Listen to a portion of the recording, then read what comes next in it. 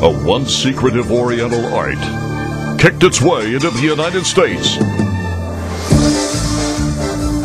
where it took on new names, new faces, new techniques, and new champions. Over 4 decades, its champions have combined deadly striking skills of black belt proportions, devastating kicks, and destructive punching skills. And now, profiling the greatest of these, PKA presents the greatest fighters of all time.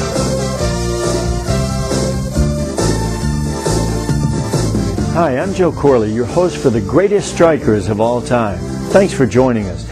Now, starting with the first PKA World Championship on ABC's Wide World of Entertainment in 1974, many full-contact fighting disciplines have emerged in the United States.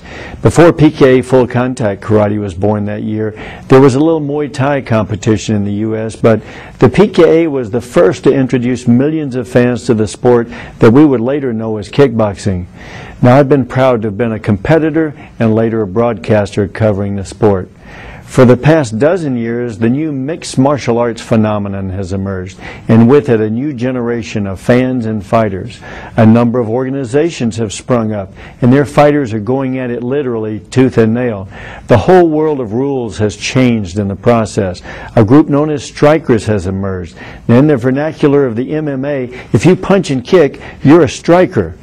Now, it's been apparent that their fans in the sport really enjoy those traditionally understood martial arts skills of kicking and punching.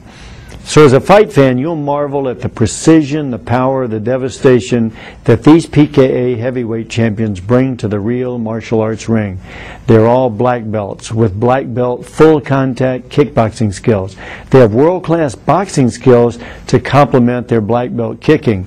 And as black belts in these PKA rules, they do not kick each other in the shins, the knees, the thighs, or the hips. They have to demonstrate their prowess with their kicks by throwing all 8 kicks per round above their opponent's waist. It has to be a sincere effort to land with power, or the judges don't count them. These rules force action. They demand conditioning, and such kicks put the kicker throwing them at risk. So in this volume 1 of the greatest heavyweights of all time, you'll see 5 of my all-time favorite heavyweights: Bad Brad Hefton, Kerry Super Kicks Roop, Dennis the Terminator Alexio, Jerry Rome, and Ross the Hammer Scott. In the first match that follows, we'll see a young Jerry Rome challenge the more experienced and sturdier Ross Scott in Atlanta's Omni.